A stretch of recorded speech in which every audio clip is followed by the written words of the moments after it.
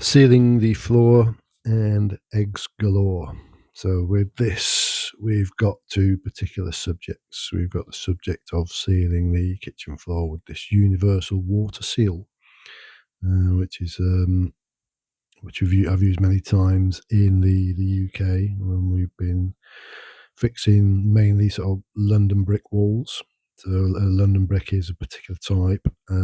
It's like what they call a flattened type brick, where it had a face sort of blasted onto it at the cooking stage.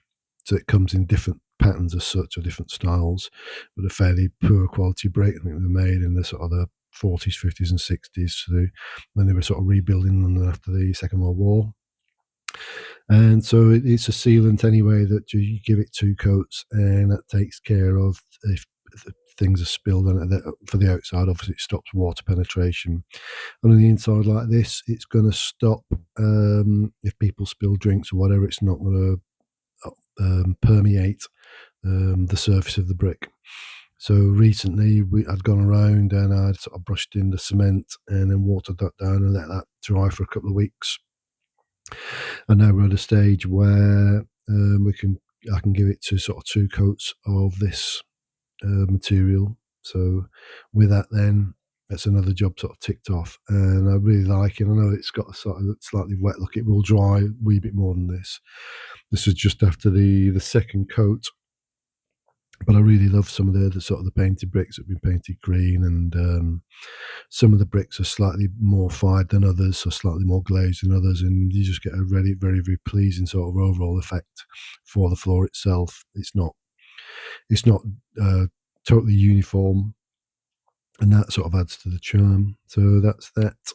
When this was done, haven't got any footage of it after it's dried fully, because I'd guessed that we're due later on in the afternoon that this was done. So this was done fairly early morning.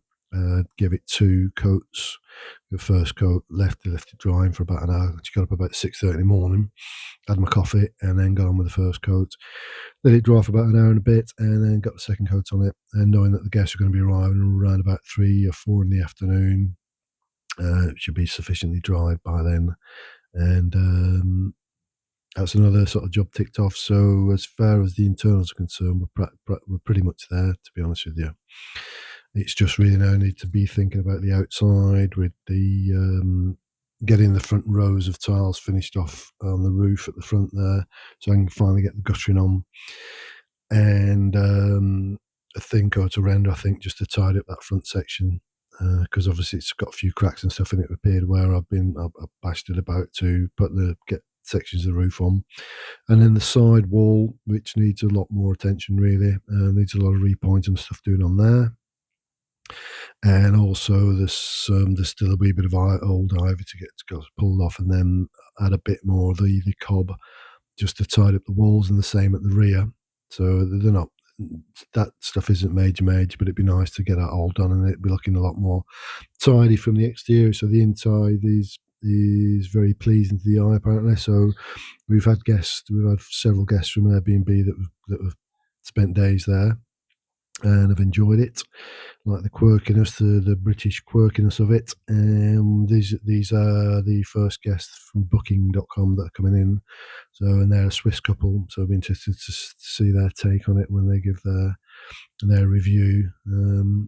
So this is an area, in fact, that's very, very popular with the French, but not so with the sort of the English speakers. So that you don't get many Brits here, because I don't think a lot of people really know about it. We're not in the Dordogne, we're not further south, we're not on the Atlantic coast like the Vendôme, the Vendée, or the Normandy coastline. So it's a bit of a hidden treasure in real terms. There are lots and lots of French come here to holiday. There's tons and tons of campsites around, lots of lakes here. So they have lots of the sort of artificial beaches. So that side of it's not an issue. And obviously you then got forest, and it's nice for bike riding, etc., etc. So that's that.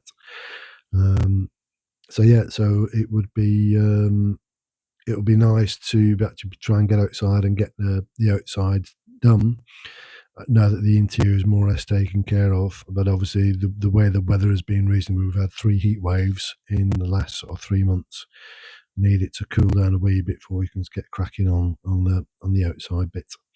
And also sort of taking care of the garden as well, to make sure that remains watered. And that's that. So from the work side of it, everything's going really well. I'm really pleased with that. And then popped round to see Jojo. I had a specific sort of ceramic drill bits. He wanted to put a little curtain rail up in his bathroom, so I said, "I don't." And he didn't obviously add the bit, so I did that for him, and I came away with 36 eggs. So I was quite pleased about that. And there's nothing quite like a proper free range egg rather than the supermarket type. So that was that. Um, I think we're near to the end of this particular video, so I hope you enjoyed it. So you can see now the floor's sealed. It's looking good. You can let me know what you think about that. And he's back into production with the eggs, and they'll be at full whack fairly soon once his chickens have fully settled in. Anyway, thanks for taking the time to watch the video, and I'll catch you on the next one.